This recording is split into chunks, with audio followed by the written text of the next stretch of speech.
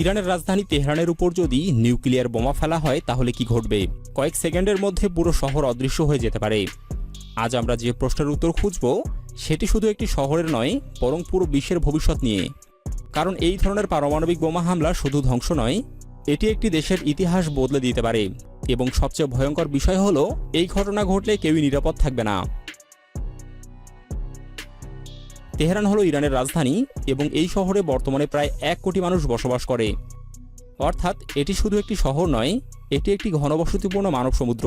যদি এই শহরের উপর একটি পারমাণবিক বোমা ফেলা হয়, যার ক্ষমতা জাপানের হিরোশিমায় ব্যবহৃত বোমার মতো, তাহলে প্রথম কয়েক সেকেন্ড কি হবে?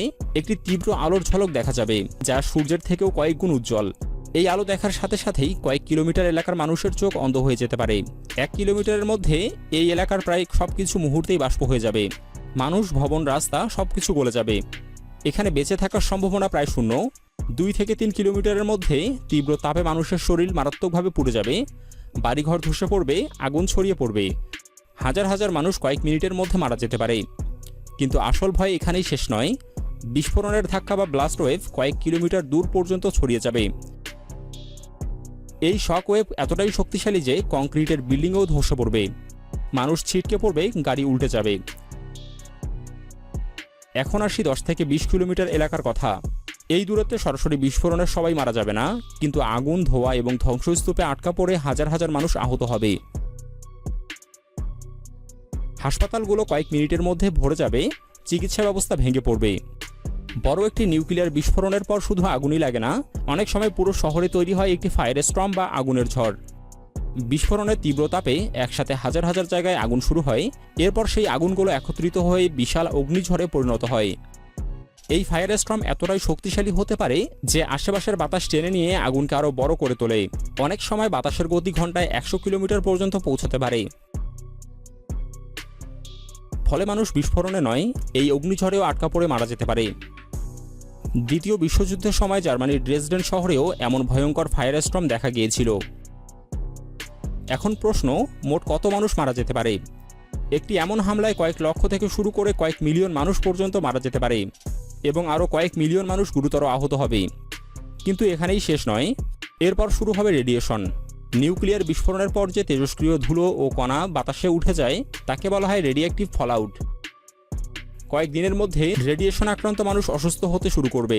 চুল পড়ে যাওয়া, বমি, রক্তক্ষরণ এগুলো হবে সাধারণ লক্ষণ। কয়েক সপ্তাহ বা মাসের মধ্যে অনেকেই ধীরে ধীরে মারা যেতে পারে এবং কিছু এলাকায় রেডিয়েশন বছরের পর বছর থেকে যেতে পারে। বিস্ফোরণের পর এই কণাগুলো মেঘের সাথে আকাশে উঠে কয়েকশো কিলোমিটার দূর পর্যন্ত ছড়িয়ে যেতে পারে। বাতাসের দিকের উপর নির্ভর করে এই তেজস্ক্রিয় কণা অন্য শহর বা এমনকি অন্য দেশেও পৌঁছাতে পারে। এই কণাগুলো যখন মাটিতে পড়ে তখন তা মাটি, পানি এবং খাদ্যকে দূষিত করে ফেলে। মানুষ যদি সেই দূষিত পানি পান করে বা সেই মাটিতে জন্মানো খাবার খায়, তাহলে তাদের শরীরেও ধীরে ধীরে রেডিয়েশন জমতে শুরু করে। রেডিয়েশনের সবচেয়ে ভয়ঙ্কর দিক হলো এটি সবসময় সাথে সাথে মানুষকে মারে না।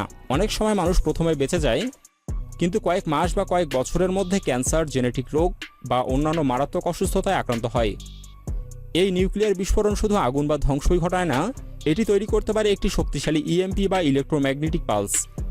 এই ইএমপি কয়েকশো কিলোমিটার পর্যন্ত বৈদ্যুতিক ও ইলেকট্রনিক সিস্টেম ধ্বংস করে দিতে পারে। বিদ্যুৎ গ্রিড, মোবাইল নেটওয়ার্ক, স্যাটেলাইট যোগাযোগ, ইন্টারনেট সবকিছু হঠাৎ বন্ধ হয়ে যেতে পারে। ফলে শুধু তেহরান নয়, ইরানের বড় বড় শহরেও কয়েক মুহূর্তের মধ্যে সম্পূর্ণ যোগাযোগ ব্যবস্থা ভেঙে পড়তে পারে। 1945 সালে জাপানের হিরোশিমা শহরে যে পারমাণবিক বোমা ফেলা হয়েছিল তার নাম ছিল লিটল বয়। এই বোমার শক্তি ছিল প্রায় 15 কিলোটন। শুধু একটি বোমা দিয়েই হিরোশিমা শহরের বড় অংশ ধ্বংস হয়ে যায় এবং কয়েক মাসের মধ্যে প্রায় 1,40,000 মানুষ মারা যায়। 3 দিন পরে জাপানের নাগাসাকিতে আরেকটি বোমা ফেলা হয় যার নাম ছিল ফ্যাটম্যান।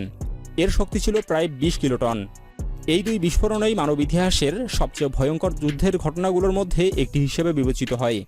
কিন্তু আধুনিক নিউক্লিয়ার বোমা কতটা শক্তিশালী?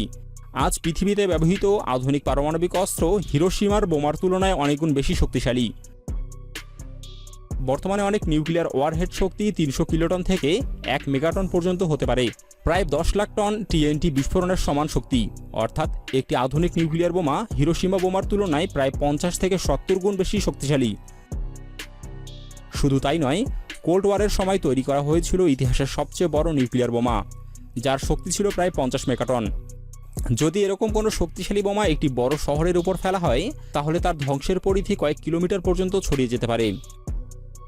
আশেপাশের দেশগুলোর উপরও প্রভাব পড়তে পারে। তেহরান মধ্যপ্রাচ্যের একটি গুরুত্বপূর্ণ অঞ্চলে অবস্থিত।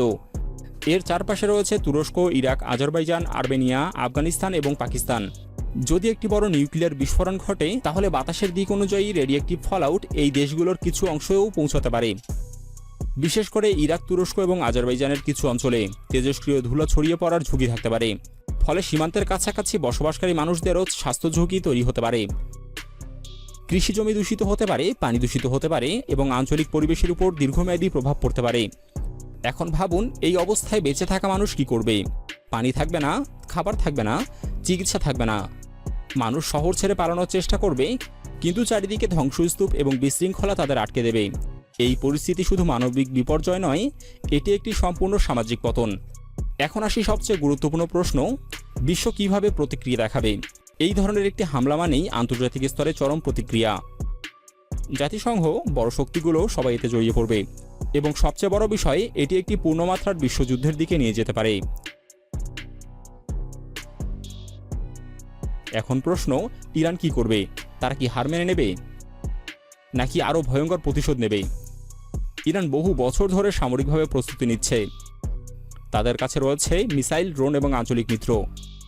ফলে একটি নিউক্লিয়ার হামলার পর তারা সম্পূর্ণ শক্তি নিয়ে প্রতিশোধ নেওয়ার চেষ্টা করতে পারে। এবং তখন এই যুদ্ধ শুধু একটি দেশের মধ্যে সীমাবদ্ধ থাকবে না, পুরো মধ্যপ্রাচ্য জ্বলে উঠতে পারে এবং আরও বড় শক্তিগুলো এতে জড়িয়ে পড়ার সম্ভাবনা খুব বেশি হবে। এমন হলে এটি সরাসরি তৃতীয় বিশ্বযুদ্ধের রূপ নিতে পারে।